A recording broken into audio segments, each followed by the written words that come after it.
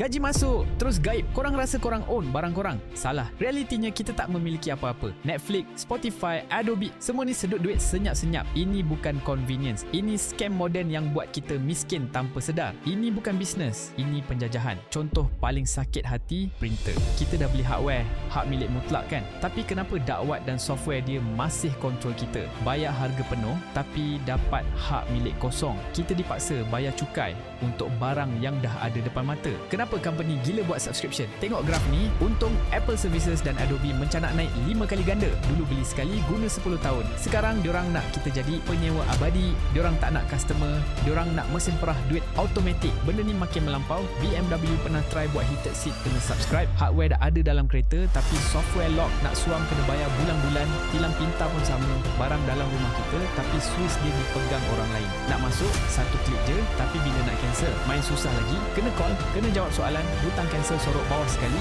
Ini dark pattern. Diorang design supaya korang putus asa dan terus membayar. Kita setia bukan sebab sayang, tapi sebab tak jumpa jalan keluar. Tanpa sedar, kita dah jadi hamba abdi moden. Dulu tuan tanah kutip cukai, sekarang corporation kutip sewa. Kita cuma pegang phone, tapi sekali diorang petik Swiss, hidup digital korang gelap, korang tak bebas. Korang bangga library lagu dan movie penuh. Kalau internet down atau lesen tamat, semua tu error, hilang. Itu semua maya. Risiko dia, konten yang korang beli tu boleh ditarik balik bila-bila masa. Sebab tu trend analog naik balik 1200%. Orang mula cari piring hitam dan barang fizikal. Sebab apa? Tak perlu internet, tak ada yuran bulanan dan 100% hak milik kekal. Syarikat tak boleh masuk rumah dan rampas barang ni. Misi kita sekarang, audit hidup korang, cantas subscription bodoh yang tak guna, simpan installer software offline, jadilah pengguna bijak yang susah dibuli. Jangan biar gaji habis bayar sewa angin. Jujur dengan Daus. Tengok bank statement, berapa banyak sampah korang bayar bulan ni tapi tak guna. Komen zero kalau korang rindu zaman beli barang dapat barang. Share video ni kat member yang gaji dia asyik bocor.